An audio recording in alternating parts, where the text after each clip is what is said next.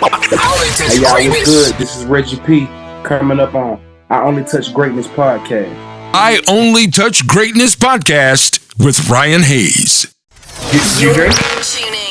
A little bit, man. A little bit, but I'm a dark guy, you know. Vancouver's best show. Okay. I like to Ryan do. Hayes. I like to drink.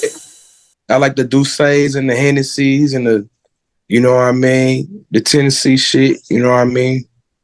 So I like the dark shit mostly.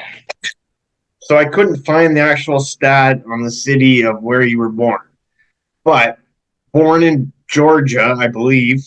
What was childhood like for you growing up? Atlanta was fun. I played a lot of sports, man. So I was an athlete as a kid. So, you know, down south, everybody played football and baseball. You know what I mean? A lot of school, traveling from park to park, playing like competitively. So a lot of my young years, man, I was like one of those kids, you know, who was always active into the sports until I got a little older. Okay.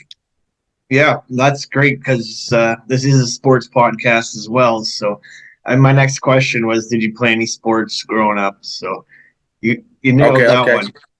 Wow. Okay. Yeah. So do you have a favorite sports hero then? Being from Atlanta, man, maybe the first sports hero I had was Deion Sanders. So, okay. Yeah, everybody was like Deion fans. So that's the only reason why we played baseball and football. You know, the older kids, they would like Bo Jackson and stuff like that. But yeah, we all was Deion fans at that time. You know what I mean? So that most definitely the first person. Okay. I was a huge Jamal Anderson fan growing up. Okay. Also. Yeah, Jamal did his thing when he was here, man. Yeah, most Dirty definitely. Bird, right? Didn't he start the Dirty Bird? Yeah. Yeah, that was him for sure. Yeah, see, yeah, I'm a big. So is Atlanta, you're obviously your football team? Yep. That would be my favorite team for sure. So I'm a Seahawks season ticket holder. It's in my family. My friends also have it. The Seahawks just played Atlanta in Seattle this year. I got the owner underneath the cap. I got the owner of your Falcons to sign my cap. So. Oh yeah, he's a nice guy, man. He always comes down to the sideline and everything, man. That's what it was. I was down outside the tunnel in right after practice, the Seahawks game, and he came walking around signing for everybody. Yes, sir. That's the man with the plan. I love it. Yeah, that's what he does. He's real. He engages with the people a lot. I see from the TV. Okay. When did you first get into music, and who were your early influences? Okay, so I told you about the sports and but I guess when I got about like 16, I started recording music like seriously. I might have recorded my first album that I started performing and selling when I was about 16 years old. And the first rappers that I started to like love was at that time. It was all about like Eminem, Andre 3000, and Jay-Z. Those was like my go-to people in the development of like how I thought I wanted to be or sound or what I thought was the standard of rap. So those three guys are still like my favorite. It never changed really. You know what I mean? But yeah, that's where I started with it. I say about 16 years old. And when did you know that you wanted to make it like an actual career or make money doing it? I would say when I was younger, and I told you about the same CD that I made, you know, the first time like people would ask me to buy it, to sign it, telling me what their favorite records was, you know, calling me and my group out to come perform certain songs and requesting which one.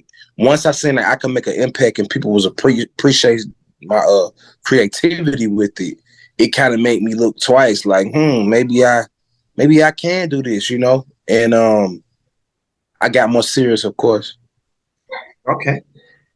And I always shoot this question too. Also, if you're having a dream dinner party and you could invite 3 famous people, dead or alive, who do you want to bring to your table?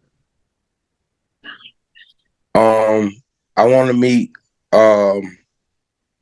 Jay-Z. Most definitely Jay-Z. Dr. King would be nice to be there. And I don't know, man. Maybe the Christ. Maybe the Christ himself, the real Jesus, right?